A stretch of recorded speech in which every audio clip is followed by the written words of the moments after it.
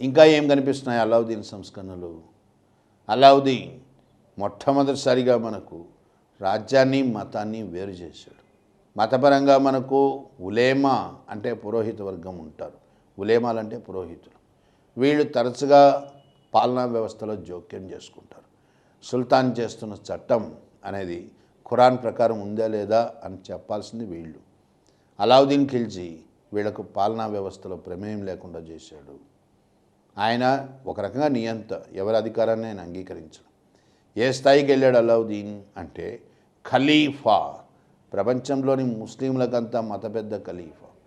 ఖలీఫా వ్యవస్థనే అలావుద్దీన్ గుర్తించలేదు. ఖలీఫాని గుర్తించని ఒకే ఒక్క పాలకుడు ఒక రకంగా చెప్పాలంటే అలావుద్దీన్ ఖిల్జీ. ఓకే, అందుకే అలావుద్దీన్ ఖిల్జీ ఒక దశలో ఒక గొప్ప స్టేట్మెంట్ కూడా ఇస్తాడు. I don't know what is good and what is bad, but definitely I will do what that serves the purpose of the majority.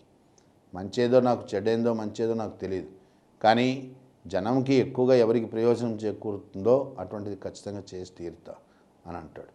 ఇక్కడ అలావుద్దీన్ ఒక సెక్యులర్ అంటే లౌకికవాదిగా కనబడతాడు మనకు. ఇవి అలావుద్దీన్ గురించి మనం తెలుసుకోవాలి. 1315లో అలావుద్దీన్ ఖిల్జీ మాలిక్ కఫూర్ చేత చంపబడ్డాడు. ఆయనకు ఏ విధేయుడిగా ఉన్నత స్థాయికి వచ్చాడో మాలిక్ కఫూర్, ఆ మాలిక్ కఫూరే అలావుద్దీన్కి విషప్రయోగం చేసి చంపాడు. మాలిక్ కఫూర్ భయంకర పరిపాలన సృష్టించాడు, rain of terror. Alauddin Khilji యొక్క కొడుకులు కిజ్రా మరియు కమలాదేవికి అలావుద్దీన్కి జన్మించినటువంటి వాడు కిజ్రా ఖాన్, మరియు అలావుద్దీన్ కమలాదేవికి జన్మించినటువంటి షాబుద్దీన్ వీళ్ళిద్దరిని కూడా మాలిక్ కఫూర్ చంపడం జరిగింది. ఈ భయంకర పరిపాలన తట్టుకోలేకనే మాలిక్ కఫూర్ యొక్క అంగరక్షకులు ఆయన నిద్రిస్తున్నప్పుడు ఆయన్ని చంపడం జరిగింది. ఇదంతా భయంకర పరిపాలన అన్నమాట. ఈ పరిస్థితులను చక్కదిద్దుతూ కుతుబుద్దీన్ ముబారక్ ఖిల్జీ ఈయన అధికారంలోకి రావడం జరిగింది. ముబారక్ ఖిల్జీ వంశంలో చివరివాడన్నమాట. ముబారక్ ఖిల్జీ అధికారంలోకి వచ్చి ఒక హిందువుగా ఉంటూ ఇస్లాంలోకి వచ్చినటువంటి వ్యక్తి. నాసిరుద్దీన్ ఖుస్రుని తన వజీర్ అంటే ప్రైమ్ మినిస్టర్గా నియమించుకున్నాడు. కొంచెం ముబారక్ ఖిల్జీకి అహంకారం కూడా ఎక్కువ. ముబారక్ ఖిల్జీ హయాంలో దేవగిరి అంటే దౌలతాబాద్ అంటాం, దేవగిరి సుల్తనత్ రాజ్యంలో పూర్తిగా కలిసిపోయింది. ఈ విజయంతో ముబారక్ ఖిల్జీ గర్విష్ఠిగా మారాడు. తనను తాను ఖలీఫాగా ప్రకటించుకున్నాడు. సుల్తాన్ల చరిత్రలో ఖలీఫాగా ప్రకటించుకున్నటువంటి సుల్తాన్ ఎవడు అంటే ముబారక్ ఖిల్జీ అన్నమాట. ముబారక్ ఖిల్జీ ఏ వజీర్నైతే గొప్పగా అభిమానించాడో అంటే నాసిరుద్దీన్ ఖుస్రు, ఆ వజీరే ముబారక్ ఖిల్జీని చంపడం జరిగింది. ముబారక్ ఖిల్జీ యొక్క వజీర్ నాసిరుద్దీన్ ఖుస్రు ముబారక్ ఖిల్జీని చంపి నాసిరుద్దీన్ ఖుస్రు షా అనే బిరుదుతో అధికారంలోకి వస్తాడు. అధికారంలోకి వచ్చిన నాసిరుద్దీన్ ఖుస్రు షా హిందూ కాబట్టి ఇస్లాంలోకి వచ్చాడు. కాబట్టి హిందూ తత్వం ఇంకా పోలే ఆయనలో. అందుకని అధికారంలో రాగానే మసీదుల్లో విగ్రహాలను పెట్టాలి అని శాసనాలు వేశాడు. మసీదులో విగ్రహాలు పెట్టడం అనేది ఇస్లాంకు విరుద్ధం. అది అందుకనే తుగ్లకులు నాసిరుద్దీన్ ఖుస్రుపై తిరుగుబాటు చేశారు. తుగ్లక్ అనేది ఒక కుటుంబం. ఈ కుటుంబానికి పెద్ద గియాసుద్దీన్ తుగ్లక్, దీపాల్పూర్కి పాలకుడు, పంజాబ్లోని దీపాల్పూర్కి. ఆయన ఆధ్వర్యంలో తుగ్లకుల కుటుంబం తిరుగుబాటు చేసింది. తుగ్లకులు ఢిల్లీలో ప్రవేశించి నాసిరుద్దీన్ ఖుస్రుని చంపారు. ఇట్లా కొత్త వంశం తుగ్లకులు అధికారంలోకి రావడం జరిగిందనమాట. ఇప్పుడు తుగ్లక్ వంశానికి వ్యవస్థాపకుడు గాజీ మాలిక్. గాజీ అంటే ఫైటర్, గొప్ప పోరాట పటిమ ఉన్నవాడు అని, యోధుడు అని అర్థం అన్నమాట. గాజీ మాలిక్ గియాసుద్దీన్ తుగ్లక్ వంశ స్థాపకుడు అనమాట. 1320 నుంచి 25 దాకా ఈయన ఢిల్లీని పరిపాలించాడు. ఈయన కాలంలో ముఖ్యమైన సంఘటనలు ఏంది అంటే గియాసుద్దీన్ తుగ్లకాబాద్ అనే కొత్త పట్టణాన్ని నిర్మించాడు. ఇక్కడ ఢిల్లీ ఒక్కొక్క దశలో ఒక్కొక్క రకంగా విస్తరించబడుతుంది. ఇక్కడ ఎక్కడ కూడా మనం సుల్తాన్లు నిర్మించిన కట్టడాల గురించి చెప్పట్లే. ఎందుకంటే మనకు వాస్తు అనేది ఒక సపరేట్ చాప్టర్గా మనం డీల్ చేస్తాం అన్నమాట ఇండో ఇస్లామిక్ సంస్కృతిలో. అక్కడ ప్రస్తావిస్తాం. గియాసుద్దీన్ తుగ్లకాబాదును నిర్మించడం జరిగింది.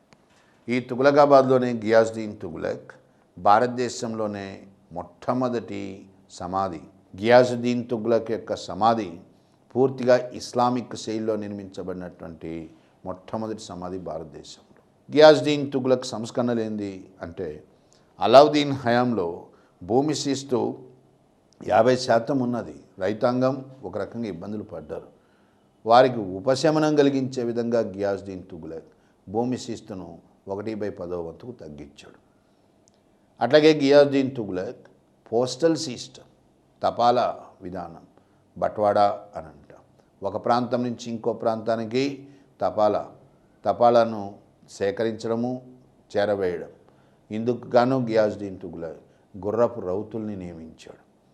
ఒక రకంగా పోస్టల్ సిస్టమ్ అనేది స్టార్ట్ అవడానికి గియాసుద్దీన్ తుగ్లకే కారకుడవుతాడు అన్నమాట. గియాసుద్దీన్ తుగ్లక్ బెంగాల్లో ఒక తిరుగుబాటు ప్రారంభమైంది బెంగాల్లో. దాన్ని అణిచివేయడానికి బెంగాల్కు పోవాల్సి వచ్చింది. బెంగాల్కు వెళ్లే ముందు గియాసుద్దీన్ తుగ్లక్ ఆ కాలంలో గొప్ప సూఫీ యోగి. సూఫీలు అంటే హిందువులకి ముస్లింలకి ఇద్దరికి కూడా పూజనీయులైనటువంటి యోగులు అన్నమాట. భారతదేశంలోనే సుప్రసిద్ధుడైన సూఫీ యోగి షేక్ నిజాముద్దీన్ ఆలియా యొక్క దీవెనలు తీసుకోవాలనుకున్నాడు. అందుకోసం నిజాముద్దీన్ని తనను వచ్చి ఆశీర్వదించమని కోరుతాడు. నిజాముద్దీన్ కొలువుగా వచ్చి ఆశీర్వదించడానికి విముఖతను చూపుతాడు. గొప్ప యోగుల వద్ద ఆశీస్సులు కావాలంటే నువ్వు వాడి దగ్గరికి వెళ్ళాలి, వాళ్ళని మన దగ్గరకు వచ్చి ఆశీర్వదించమని మనం ఎక్స్పెక్ట్ చేయలేం కదా.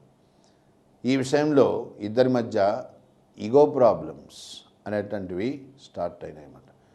ఆ అభిజాత్యం ఒక రకంగా అహం దెబ్బతిన్నదనమాట. అందుకనే గియాసుద్దీన్ తుగ్లక్ నిజాముద్దీన్ ఆలియాకి హెచ్చరికలు జారీ చేస్తాడు. తాను బెంగాల్ నుంచి వచ్చిన తర్వాత ఢిల్లీలో తనో లేదా గియాసుద్దీనో ఉండాల్సి వస్తుంది అని సుల్తాన్ హెచ్చరికలు జారీ చేశాడు. అందుకు బదులుగా నిజాముద్దీన్ ఆలియా భవిష్యత్ వాణిని వినిపిస్తాడు. సుల్తాన్ ఢిల్లీకి చేరుకోలేడు అని తన భవిష్యత్వాన్ని వినిపిస్తాడు. అది కూడా ప్రశ్నగా వచ్చింది. ఏ సూఫీ యోగి సుల్తాన్ ఢిల్లీకి తిరిగి రాడు అని చెప్పాడు అని అంటే నిజాముద్దీన్ ఆలియా. గియాసుద్దీన్ తుగ్లక్ బెంగాల్కు వెళ్ళడం జరిగింది. అక్కడ తిరుగుబాటు అణిచేశాడు. ఢిల్లీకి వచ్చే మార్గంలో గియాసుద్దీన్ తుగ్లక్ ఢిల్లీకి బయట ఒక ప్లేస్ ఉంది, కిలో ఖరీ అని ఒక ప్రదేశం, అక్కడ విశ్రమిస్తాడనమాట. సుల్తాన్కి వినోదం కలిగించడానికి సుల్తాన్ కొడుకు జునా ఖాన్ అంటాం. జునా ఖాన్ అంటే మొహమ్మద్ బిన్ తుగ్లక్ యొక్క అసలు పేరు జునా ఖాన్. జునా ఏనుగుల పందాన్ని అంటే ఏనుగుల పోరాటాన్ని ఏర్పాటు చేశాడు. ఈ ఏనుగుల పోరాటాన్ని చూస్తున్నప్పుడే పల్లకి కూలిపోయి ఒక ఏనుగు తొక్కి చంపేసింది సుల్తాన్ని. ఇట్లా సుల్తాన్ దుర్మరణం పాలైనాడు గియాసుద్దీన్ తుగ్లక్. ఇక్కడ మనం గుర్తించాల్సింది ఏంటంటే సుల్తాన్ ఇట్లా చనిపోతాడు అని ముందే భవిష్యత్వాణిని వినిపించింది ఎవరు అంటే నిజాముద్దీన్ ఆలియా అన్నమాట. సుల్తాన్ మరణానంతరము ఆయన కొడుకు జునా అధికారంలోకి వచ్చాడు. మధ్యయుగ పాలకుల్లో అత్యంత వివాదాస్పదుడు, మోస్ట్ కాంట్రవర్షియల్ అంటాం. ఎందుకు ఇక్కడ వివాదాస్పదుడు అంటే మహామేధావి, అంతటి మేధస్సు ఇంకెవరికి లేదనమాట. ఒక రకంగా ఢిల్లీ సుల్తానులోకెల్లా అత్యంత ప్రతిభావంతుడు, మేధస్సు కలిగిన వాడు ఎవరంటే మొహమ్మద్ బిన్ తుగ్లక్. ఆయన యొక్క ప్రావీణ్యం ఎట్లాంటిది వివిధ రంగాల్లో అంటే గొప్ప గొప్ప పండితులు కూడా ఆయన సమక్షంలో చర్చించడానికి భయపడతారు.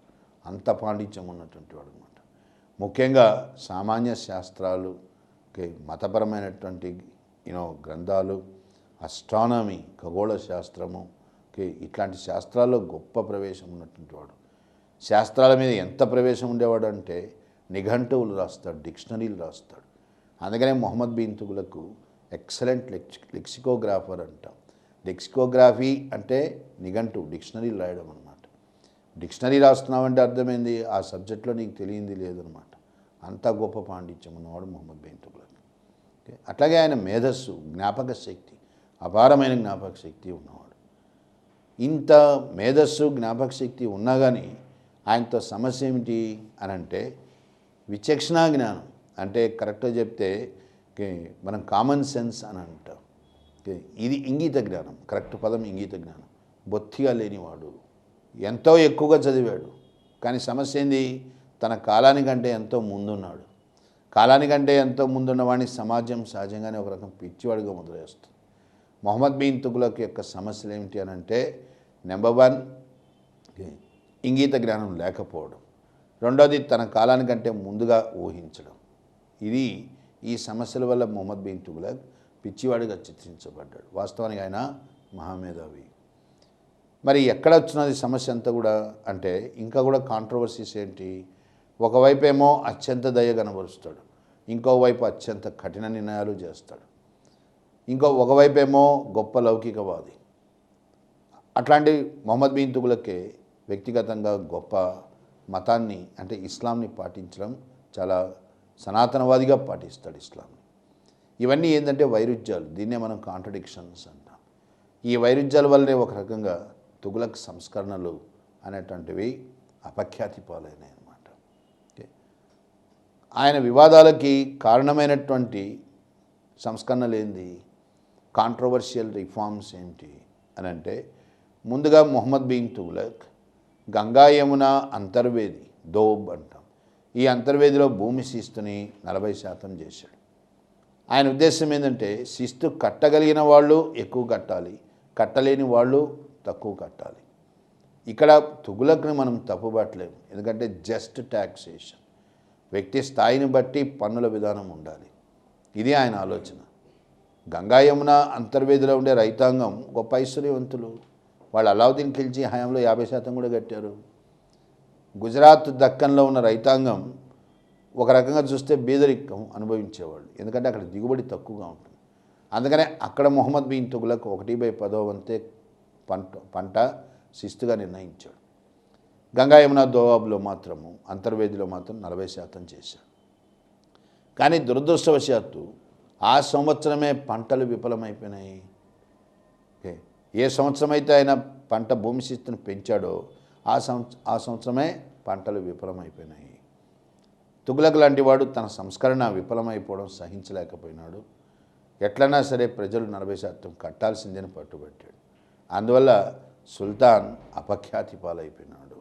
రెండవది ఏంది, ఆయన అపఖ్యాతి పాలు చేసిన సంస్కరణ అంటే, రాజధానిని ఢిల్లీ నుంచి దౌలతాబాద్ అంటే దేవగిరికి మార్చడం. తుగ్లక్ ప్రకారము రాజ్యానికి రాజధాని నడిబొడ్డున ఉండాలి. తుగ్లక్ ప్రకారము ఢిల్లీ దేశ రాజధానిగా పనికిరాదు, ఎందుకంటే సరిహద్దులకు చాలా దగ్గరగా ఉంది కాబట్టి. పైగా తుగ్లకులు కొత్త రాజ్యాలు అనేటువంటి ఏర్పరచుకున్నారు దక్కన్లో. గియాసుద్దీన్ తుగ్లక్ హయాంలోనే మొహమ్మద్ బిన్ తుగ్లక్ ఓరుగల్లు వరంగల్ను ఆక్రమించాడు, హోయసాల రాజ్యాన్ని ఆక్రమించాడు. అవన్నీ తుగ్లక్ రాజ్యంలో అంతర్భాగమైనాయి. అందుకే ఇంతకుముందు చెప్పా, ఎవరి కాలంలో సుల్తనత్ రాజ్యం గొప్పగా విస్తరించిందంటే మొహమ్మద్ బిన్ తుగ్లక్ కాలం. ఇంతగా విస్తరించిన రాజ్యానికి రాజధాని ఎక్కడో ఢిల్లీలో ఉండడం అనేది సమంజసం కాదు. మొహమ్మద్ బిన్ తుగ్లక్ ప్రకారము దేశ రాజధాని నడిబొడ్డున ఉండాలి, అందుకు దేవగిరి అనువైన ప్రదేశం. ఈ కారణం చేతనే మొహమ్మద్ బిన్ తుగ్లక్ రాజధానిని దేవగిరికి మారుస్తూ ఆజ్ఞలు జారీ చేశాడు. కానీ అక్కడ జరిగింది ఏమిటనంటే, రాజధానిని మార్చాలంటే తన పాలక వర్గాలు రాజధానికి వెళ్ళిపోతే సరిపోయేది. కానీ మొహమ్మద్ బిన్ తుగ్లక్ ఢిల్లీ ప్రజలు అందరూ ఢిల్లీ వదిలిపెట్టి దేవగిరికి పోవాలి అని శాసనం వేశాడు. ఆ కారణం చేత ప్రజలు నానా ఇబ్బందులు ఎదుర్కొన్నారు. తీరా ప్రజలు ఢిల్లీ నుంచి దేవగిరికి వచ్చేసరికి దేవగిరి పట్టణం చాలా చిన్నది ఉంది, ప్రజలకు పట్టలేదు ఈ పట్టణము. తిరిగి సుల్తాన్ అందరినీ ఢిల్లీకి వెళ్ళమన్నాడు. ఇటువంటి చర్య వల్ల సుల్తాన్ గొప్ప అపఖ్యాతి పాలైపోయినాడు. రాజధాని మార్పిడి అనేటువంటిది ఆయన అపఖ్యాతి చేసినటువంటి రెండవ సంస్కరణ అన్నమాట. అట్లాగే మొహమ్మద్ బిన్ తుగ్లక్ టోకెన్ కరెన్సీ అంటే కొన్ని నాణ్యాలను ముద్రించాల్సిన పరిస్థితి ఏర్పడ్డది. ఏంటంటే ఇక్కడ జరిగింది, ప్రపంచం మొత్తం మీద కూడా బంగారము వెండి కొరత వచ్చింది ఆ సమయంలో. ఈ బంగారము వెండి కొరతను అధిగమించడానికి ఈజిప్ట్లో తోలునే ద్రవ్యంగా చలామణి చేయడం ఇది స్టార్ట్ అయింది. చైనాలో పేపర్ కరెన్సీ వచ్చింది. పేపర్ని మనము ద్రవ్యంగా ముద్రించడం జరిగింది.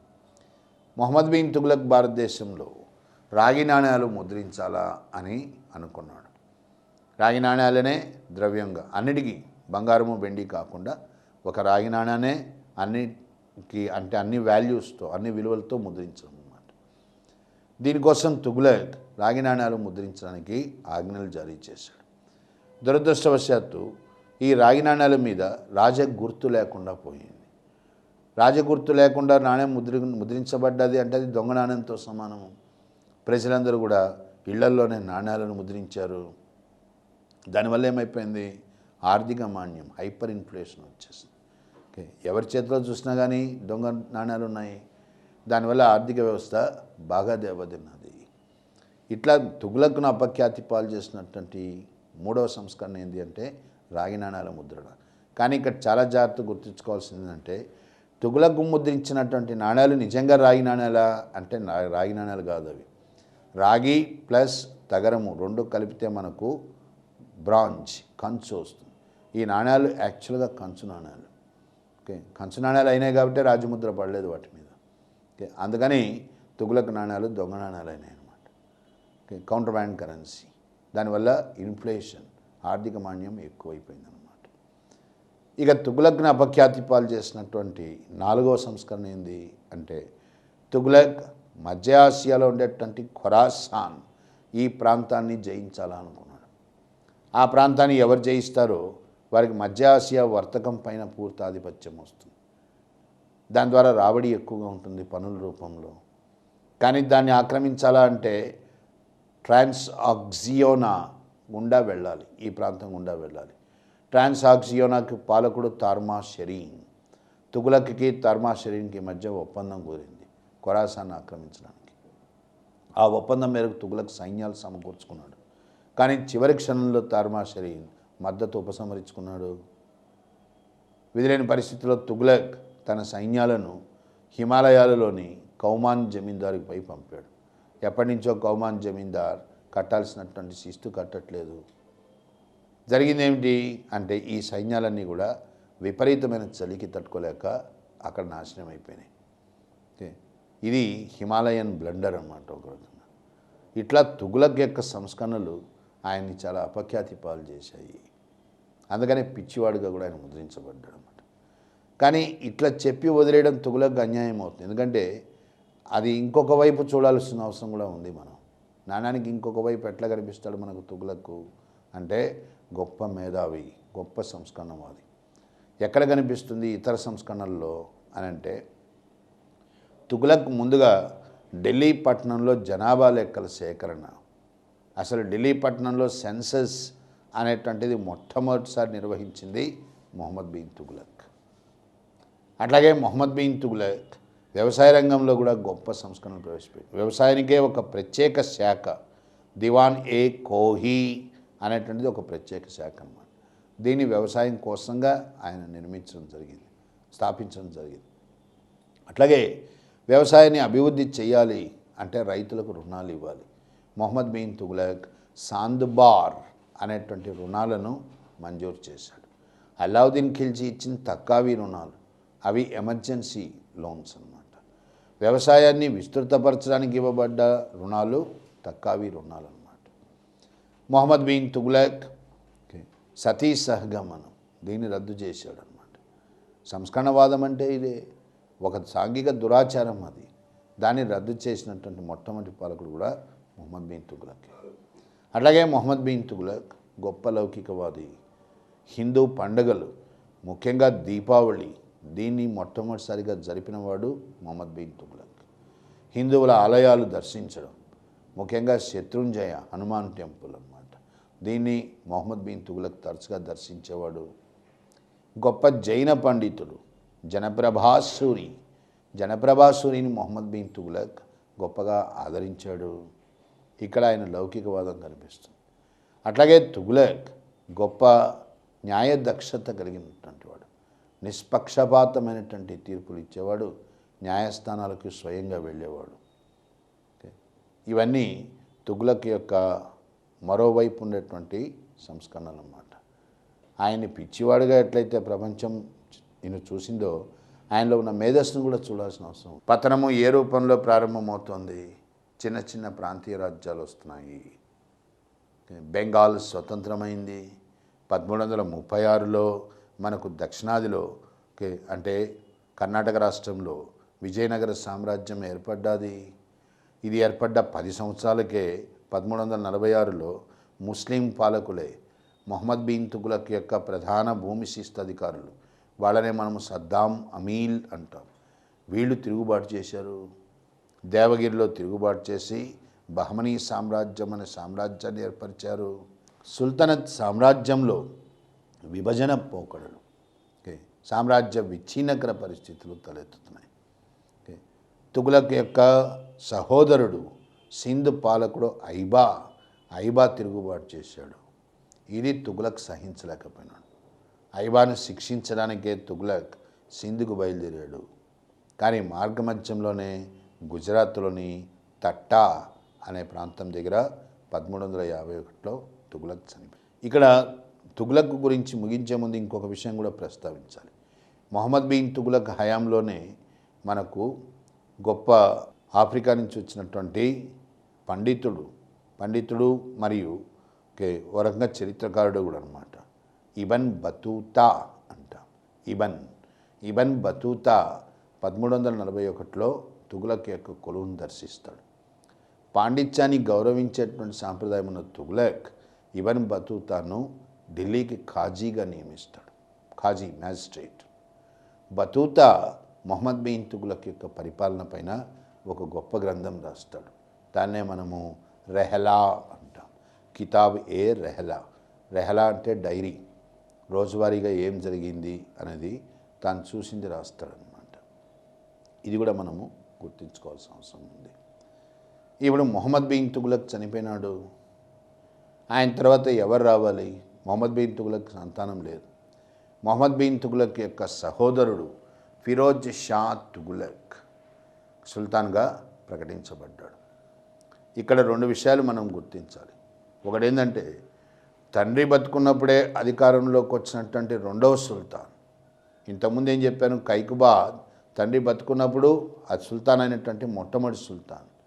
కైకుబాద్ బుగ్రా ఖాన్ యొక్క కొడుకు బాల్బన్ మనవడు. ఆయన తండ్రి బతుకుండగానే అధికారంలోకి వచ్చాడు. అట్లాగే ఫిరోజ్ షా తుగ్లక్ తండ్రి బతుకుండగా అధికారంలోకి వచ్చినటువంటి 2వ సుల్తాన్ అవుతాడు. రెండోది ఏంది అంటే ఫిరోజ్ షా తల్లి హిందూకు పుట్టినటువంటి 2వ సుల్తాన్ కూడా ఫిరోజ్ షా తుగ్లక్. ఒక హిందూ తల్లికి పుట్టినటువంటి మొట్టమొదటి సుల్తాన్ షహాబుద్దీన్. ఇంతకుముందు చెప్పాను, అలావుద్దీన్ ఖిల్జీ, కమలాదేవి వాళ్ళకు పుట్టినటువంటి షహాబుద్దీన్ హిందూ తల్లికి పుట్టినటువంటి మొట్టమొదటి సుల్తాన్ అన్నమాట. ఇప్పుడు ఫిరోజ్ అధికారంలోకి వచ్చాడు. ఫిరోజ్ సంస్కరణలు ఏంది? ఇక్కడ సంస్కరణ ముందు చర్చించే ముందు ఫిరోజ్ విధానం కూడా చర్చించాలి. ఆయన తల్లి హిందూ అయినప్పటికీ ఫిరోజ్ గొప్ప ఛాందసవాదిగా పరిపాలన చేశాడు. హిందువుల పట్ల కఠినమైన వైఖరిని అవలంబించాడు. ఒక ముస్లిం సనాతనవాదిగానే ఫిరోజ్ పరిపాలించాడు. ఎందుకంటే ఫిరోజ్కు చెప్పుకోదగ్గ విజయాలంటూ ఏమీ లేవు. ఆయన అసమర్థతను కాపాడుకోవడానికి ఆయన మతాన్ని వాడుకున్నాడు అన్నమాట. ముస్లింలో తన పేరు పెంపొందించుకోవడానికి హిందువుల పట్ల కఠినమైన వైఖరిని అవలంబించడం. ఫిరోజ్ షా తుగ్లక్ యొక్క సంస్కరణలు ఏంది? ఫిరోజ్ షా తుగ్లక్ యొక్క సంస్కరణలో భాగంగానే అదనపు పన్నులు, ఖురాన్లో ప్రస్తావించబడని పన్నులు, వీటన్నిటినీ రద్దు చేశాడు. ఈ అదనపు పన్నులను ఏమంటాము అంటే అబ్వబ్స్ అంటాం. ఫిరోజ్ షా తుగ్లక్ అదనపు పన్నులు, ఖురాన్లో ప్రస్తావించబడని అదనపు పన్నులు అబ్వబ్స్ని రద్దు చేసి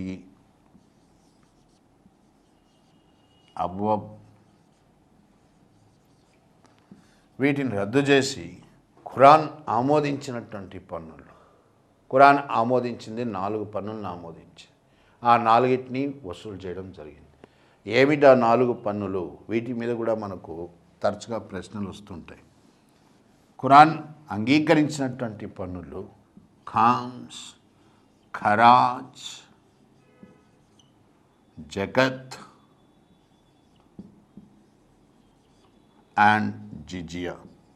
ఖామ్స్ అంటే ఒకరిపై దాడి చేసినప్పుడు నీకు ఆదాయం సంక్రమిస్తుంది విజయం సాధిస్తే.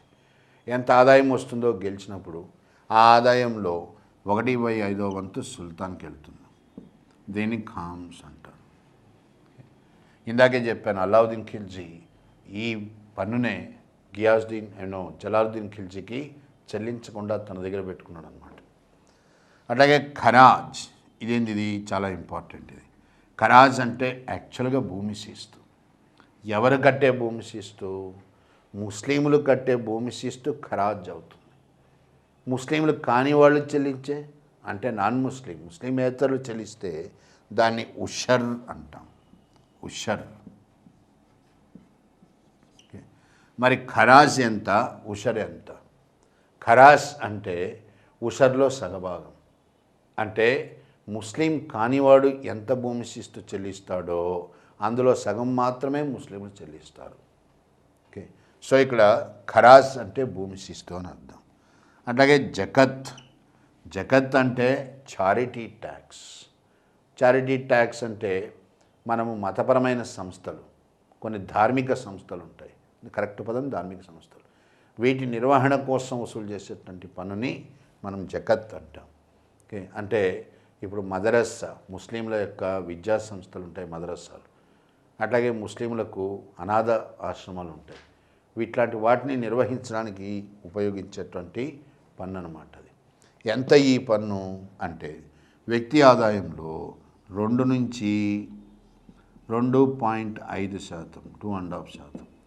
ఒక వ్యక్తికి సంవత్సర ఆదాయంలో ఎంతైతే వస్తుందో అందులో 2 నుంచి 2.5% దాన ధర్మాల కోసం ఖర్చు పెట్టాలి, ముఖ్యంగా ధార్మిక సంస్థల నిర్వహణ కోసం. అట్లాంటి పన్నుని జకత్ అంటాం. ఇంతకుముందే జిజియా గురించి ప్రస్తావించాం. జిజియా అంటే ఇస్లామిక్ రాజ్యంలో ముస్లిమేతరుల అందరిపైన విధించబడేటువంటి పన్ను జిజియా. ఎందుకంటే ఇస్లామిక్ రాజ్యంలో ముస్లిమేతరులు నివసించడానికి హక్కు లేదు, కానీ ఇస్లామిక్ రాజ్యం వాళ్ళ ధన మాన ప్రాణాలు కాపాడుతుంది. అందుకోసం ముస్లిమేతరులు ఇస్లామిక్ రాజ్యానికి పన్ను చెల్లిస్తారు. ఇది చెప్తూ మీకు సింధులో జరిగింది మొట్టమొదటిసారిగా ఇట్లా జిజియా వసూలు చేయడం. అక్కడ ఒక విషయాన్ని కూడా ప్రస్తావించాం మనం. జిజియా ఎవరు కట్టాల్సిన పని లేదు, స్త్రీలు, బానిసలు, అట్లాగే చిన్నపిల్లలు, వీళ్ళెవరు జిజియా పని లేదు, బ్రాహ్మణులు. కానీ క్వశ్చన్ ఎట్లా ఇచ్చాడంటే ఒకసారి బ్రాహ్మణులకు జిజియా నుంచి మినహాయింపు ఉన్నా ఢిల్లీ సుల్తాన్ జిజియా వసూలు చేశాడు బ్రాహ్మణుల నుంచి అని. అది ఫిరోజ్ షా తుగ్లక్ బ్రాహ్మణుల నుంచి కూడా జిజియా వసూలు చేయడం జరిగింది. ఇందాకే చెప్పాను ఎందుకు చేస్తున్నాడు ఆయన అట్లా అంటే ముస్లింల్లో తన మద్దతు పెంచుకోవడానికి అన్నమాట, అంతే. ఓకే, అట్లాగే ఫిరోజ్ ఇతర సంస్కరణలు ఏంది అంటే ఫిరోజ్ హయాంలో మనకు భారీ స్థాయిలో నీటిపారుదల సౌకర్యాలు ఇవి నిర్మించడం జరిగింది. ముఖ్యంగా కాలువలు. యమునా నదికి సట్లెస్ మధ్య ఫిరోజ్ షా తుగ్లక్ 4 పెద్ద వ్యవసాయ కాలువలు తవ్విస్తాడు. ఈ వ్యవసాయ కాలువలు తవ్వించడానికి గాను భారీ స్థాయిలో ఖర్చు జరుగుతుంది. అంటే ఖర్చు మనము పెట్టుకోవాల్సి వచ్చింది. ఆ ఖర్చును పూడ్చుకోవడానికి గాను ఫిరోజ్ షా తుగ్లక్ నీటి పన్నును విధించాడు. ఈ నీటి పన్నును ఏమంటారు అని కూడా అడిగాడు. ఈ నీటి పన్నుని హాకీ షిర్బ్ అంటారు. హాకీ షిర్బ్ ఎంత ఇది అంటే పంటలో 1/10 వంతు. 4 పెద్ద వ్యవసాయ పంట కాలువలు తవ్వాడు కాబట్టి అందుకైనా ఖర్చును పూడ్చుకోవడానికి గాను నీటి పన్ను హాకీ షిర్బ్ విధించబడ్డం జరిగింది. ఓకే, ఇంకా ఏం జరుగుతున్నది ఇక్కడ అంటే ఫిరోజ్ గొప్ప పట్టణ నిర్మాత. గొప్ప కట్టడాలు స్టార్ట్ అవుతున్నాయి. ఆర్కిటెక్చర్కి వెళ్ళినప్పుడు చెప్తాం. పట్టణాల పరంగా ఫిరోజ్ షా తుగ్లక్కి 5 పట్టణాలు. తన సహోదరుడు ఎవరి మృతి వల్ల తాను సుల్తాన్ అయినాడో ఆయన పట్ల అభిమానం, అంటే మొహమ్మద్ బిన్ తుగ్లక్ పట్ల అభిమానంతో. మొహమ్మద్ బిన్ తుగ్లక్ అసలు పేరు జునా అన్నాము. ఓకే, ఆ పేరు వచ్చేటట్టుగా పట్టణం, దాన్నే మనము జాన్పూర్ అంటాం. ఫిరోజ్ షా తుగ్లక్ జాన్పూర్, జాన్పూర్, ఫిరోజ్పూర్,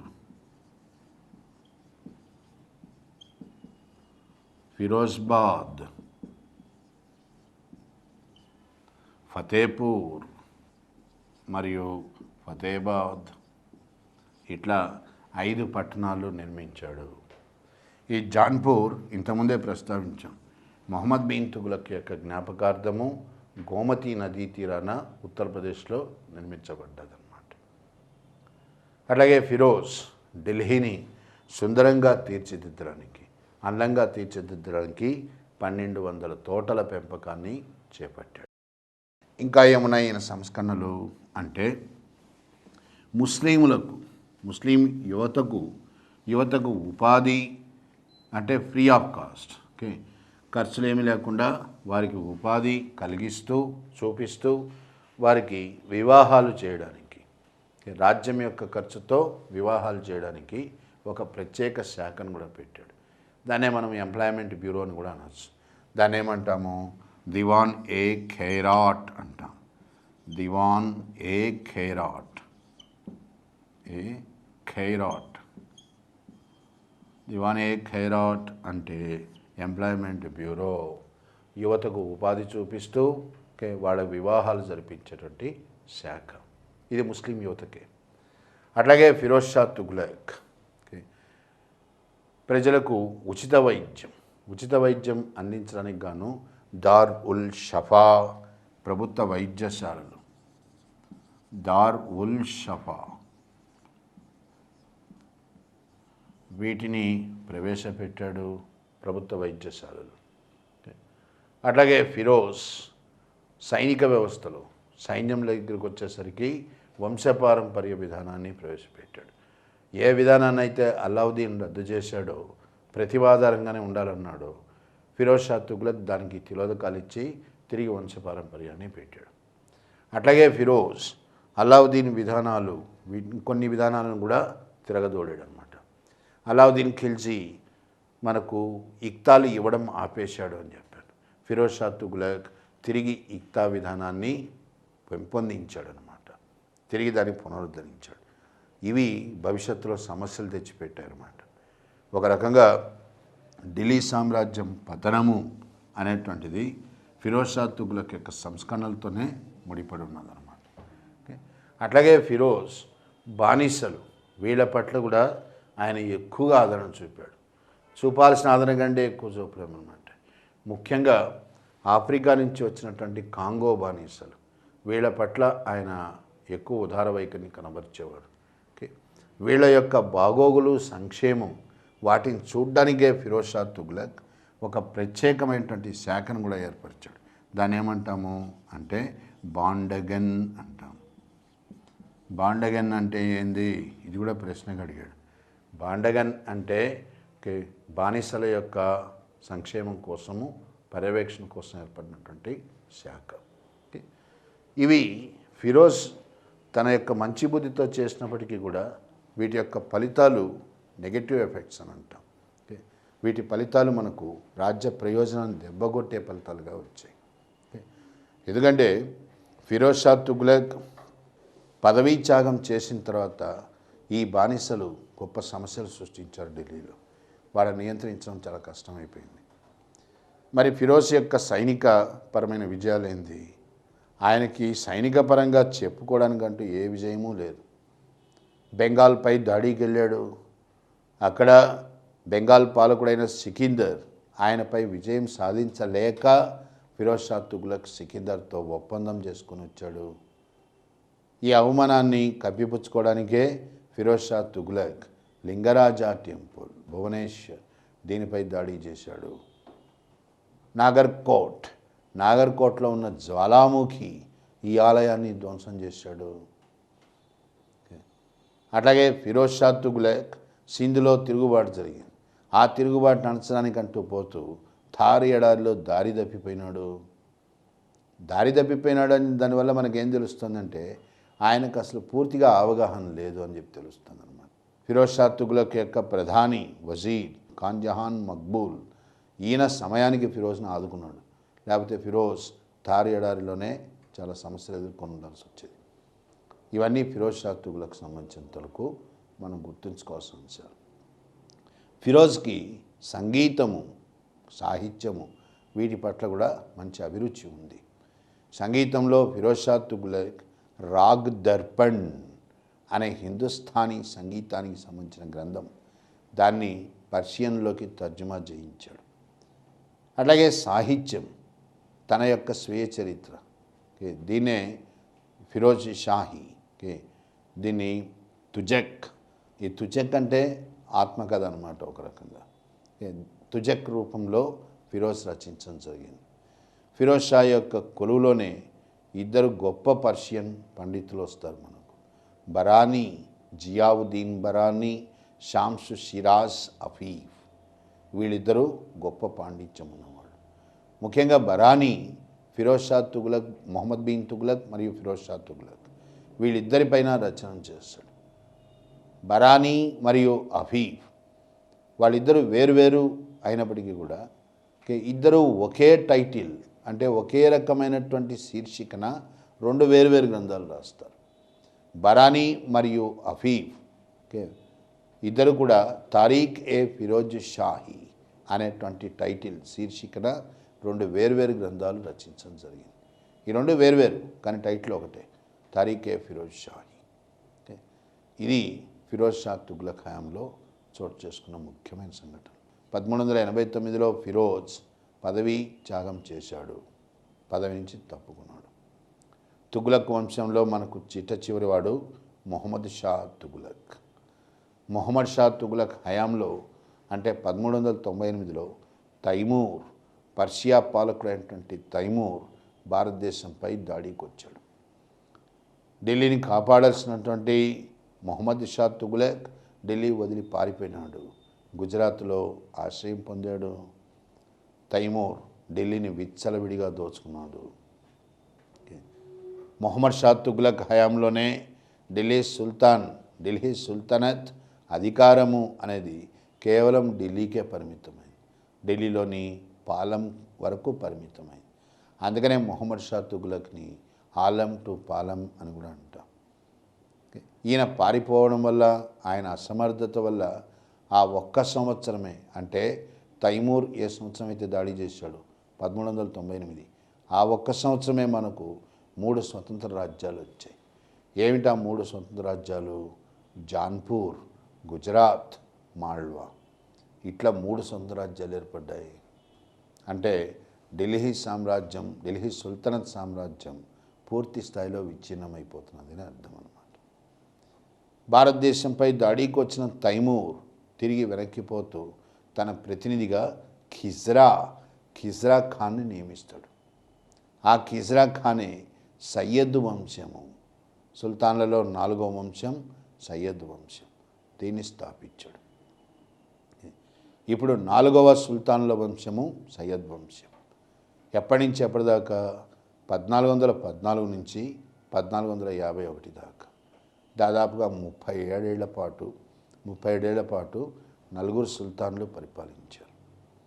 ఈ 4 చెప్పుకోదగ్గ సుల్తాన్లు కాదు. మొహమ్మద్ షా, అహ్మద్ షా, ముబారక్ షా, అలావుద్దీన్ ఆలం షా. వీళ్ళలో మనకు ముబారక్ షా కొంత ముఖ్యమైన వాడు అవుతాడు.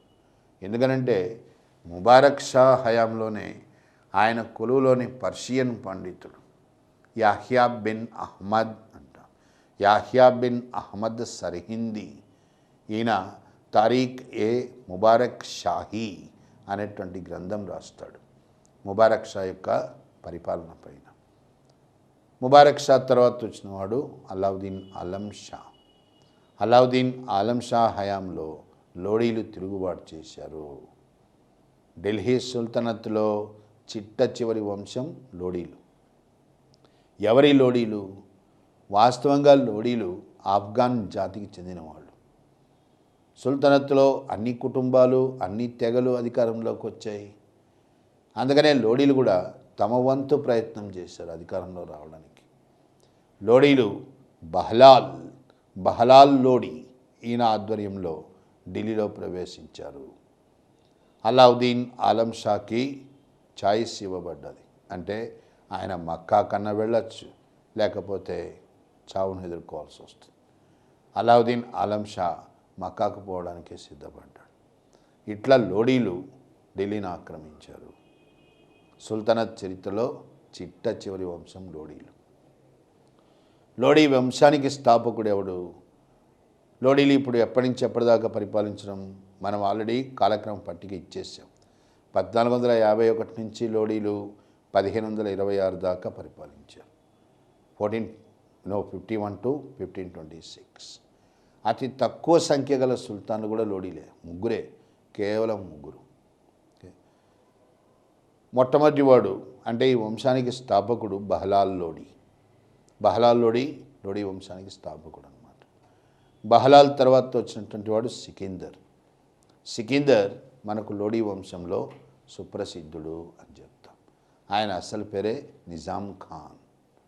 సికిందర్ లోడీ రాజధానిని ఢిల్లీ నుంచి ఆగ్రాకు మార్చాడు. ఎందుకంటే ఢిల్లీలో కుట్రలు చాలా ఎక్కువ అవుతున్నాయి, సుల్తాన్లపైన హత్యా ప్రయత్నాలు జరుగుతున్నాయి. అందుకని ఈ ప్రయత్నాల నుంచి తప్పించుకోవడానికి రాజధానిని ఢిల్లీ నుంచి ఆగ్రాకు మార్చడం జరిగింది. 1503లో ఆగ్రా సిటీ, ఆగ్రా పట్టణము సికిందర్ లోడీ చేతనే నిర్మించబడ్డదన్నమాట. సికిందర్ లోడీకి పర్షియన్ సాహిత్యంలో చక్కటి ప్రవేశం ఉంది. ఆయన కలం పేరు గుల్ రుఖీ. గుల్ రుఖీ అనే కలం పేరుతో ఆయన పద్యాలు రచించడము, గజల్స్ రచించడం కూడా జరిగింది. సికిందర్ లోడీ అలావుద్దీన్ ఖిల్జీ వలె మార్కెట్ ధరలు వీటిని కూడా నియంత్రించడానికి ప్రయత్నించాడు. సికిందర్ లోడీతో సమస్య ఏమిటంటే మత సహనం ఏమాత్రము లేనివాడు సికిందర్. సికిందర్ లోడీ హయాంలోనే కబీర్, గొప్ప భక్తి ఉద్యమకారుడు కబీర్, హిందూ ముస్లింల ఐక్యత కోసం పాటుపడ్డవాడు కబీర్. కబీర్ హిందూ ముస్లింల ఐక్యతను బోధించడం సికిందర్కి ఏమాత్రము సహించలేదు. కబీర్ని శిక్షించాడు సికిందర్ లోడీ. ఇవన్నీ సికిందర్ లోడీకి సంబంధించి మనం గుర్తుంచుకోవాల్సిన అంశాలు. సికిందర్ తర్వాత వచ్చినటువంటి వాడు ఇబ్రహీం లోడీ. ఇబ్రహీం లోడీ లోడీల్లో చివరివాడు, ఢిల్లీ సుల్తాన్లలోనూ చివరివాడు. అట్లా ఢిల్లీ సుల్తానత్ ఒక రకంగా నాటి ఒక రకంగా పూర్తిగా చెప్పాలంటే ఇబ్రహీం లోడీ హయాంలోనే అంతమైపోయింది. ఎందుకు వస్తున్నది ఈ సమస్య అంటే ఇబ్రహీంకి దురహంకారం ఎక్కువ, తలబిరుస్తనం ఎక్కువ. ఏ ఆఫ్ఘాన్ సర్దార్లు అయితే లోడీల అధికారంలోకి రావడానికి కారకులో వాళ్ళనే ఆయన అవమానపరిచాడు. సొంత మేనమామ ఆలం ఖాన్, అట్లాగే దౌలత్ ఖాన్ లోడీ, వీళ్లతో కూడా ఇబ్రహీంకి శత్రుత్వం ఏర్పడ్డాయి. ఇబ్రహీం హయాంలోనే రాజపుటానా అంటే రాజస్థాన్, రాజపుటానాల్లో మనకు రాణా సంగ్రామసింహ, ఈయన బాగా బలపడ్డాడు. సంగ్రామసింహ ఢిల్లీపై కన్నేశాడు. ఇబ్రహీంకు శత్రువులైనటువంటి ఆలం ఖాన్, దౌలత్ ఖాన్ లోడీ మరియు రాణా సంగ్రామసింహ వీళ్ళు బాబర్ను ఆహ్వానించడం జరిగింది. బాబర్ మనకు మొట్టమొదటిసారిగా భారతదేశంలోకి 1519లో వస్తాడు. పంజాబ్లో బెదరా అనే చిన్న గ్రామాన్ని ఆక్రమిస్తాడు. ఇప్పుడు 1524లో ఇబ్రహీంకి శత్రువులైనటువంటి రాణా సంగ్రామసింహ, ఆలం ఖాన్, దౌలత్ ఖాన్లు ఈ ముగ్గురు కలిసి బాబర్ను ఆహ్వానించారు. కానీ వీళ్ళ మధ్య అంగీకారం కుదరలే. అందుకనే బాబర్ తిరిగి వెనక్కిపోతాడనమాట. 1526లో బాబర్ తనంతట తానే వచ్చాడు. అటు సంగా కానీ మిగిలిన వాళ్ళు కానీ ఎవరైనా ఆహ్వానించలే. బాబర్ 1526లో రావడం మొదటి పానిపట్టు యుద్ధానికి దారితీసింది. మొదటి పానిపట్టు యుద్ధము 1526 ఏప్రిల్ 21వ తేదీ. ఈ యుద్ధంలో ఇబ్రహీం దారుణంగా ఓడిపోవడం జరిగింది. ఇబ్రహీం చంపబడ్డాడు. బాబర్ కేవలం 12,000 మంది సైన్యంతో వచ్చాడు. ఇబ్రహీం సైన్యం 3 లక్షల పైగా ఉంది. బాబర్ ఇంత ఘన విజయం సాధించడానికి మెరుపు వేగంతో సాధించాడు విజయం, లైట్నింగ్ అంటాం. దానికి ప్రధాన కారణం ఏంది అంటే బాబర్ వద్ద ఫిరంగి దళాలు ఉన్నాయి. ఇండియాలో ఫిరంగి దళాలను మొట్టమొదటిసారిగా ప్రయోగించింది ఉత్తర భారతదేశంలో, దక్షిణ భారతదేశంతో పాటు కాదు, ఉత్తర భారతదేశంలో మొదటి పానిపట్టు యుద్ధం బాబర్తో స్టార్ట్ అయింది. అంతకుముందే దక్షిణ భారతదేశంలో మనకు ఫిరంగులు ఉన్నాయి. ఫిరంగులు విజయనగర కాలం నుంచి మనకు ప్రయోగించబడ్డట్టుగా మనకు ఆధారాలు ఉన్నాయి. కానీ ఉత్తర భారతదేశంలో మాత్రము బాబర్తోనే స్టార్ట్ అయింది ఫిరంగులు ప్రయోగించడం. ఈ ఫిరంగి దళాల వల్లనే బాబర్ మెరుపు విజయం సాధించాడు. సో మొదటి పానిపట్టు యుద్ధంతో సుల్తాన్ల చరిత్ర అంతమైపోయింది. ఇప్పుడు ఒక కొత్త యుగం ప్రారంభం కాబోతుంది. ఏందది అంటే మొఘల్ వంశము భారతదేశంలో స్థాపించబడ్డది. మొఘల్ సామ్రాజ్యం కాదు, మొఘల్ వంశం. మొఘల్ సామ్రాజ్యం స్థాపించిన వాడు అక్బర్ అవుతాడు. మొఘల్ వంశాన్ని స్థాపించింది బాబర్. సుల్తాన్లు అంతమైపోయినప్పటికీ బాబర్ ఢిల్లీని ఆక్రమించుకోవడము, అధికారంలోకి రావడము ఇంకొక కొత్త సమస్యకు దారితీసింది. అదేంటది అంటే ఇంతకుముందే చెప్పాను, లోడీల ఆఫ్ఘన్లు అని. ఆఫ్ఘన్లకు మొఘలులకు మధ్య ఎడతెగని శత్రుత్వం ప్రారంభమైంది. ఇబ్రహీం లోడీ మరణంతో సుల్తనత్ అంతమైంది, ఆఫ్ఘన్లు అంతం కాలేదు. ఇబ్రహీం లోడీ యొక్క తమ్ముడు మొహమ్మద్ లోడీ, ఈయన బెంగాల్కు పాలకుడు అన్నమాట. ఇప్పుడు లోడీలకి మొఘలులకు మధ్య ఆధిపత్య పోరు అనేది స్టార్ట్ కాబోతోంది.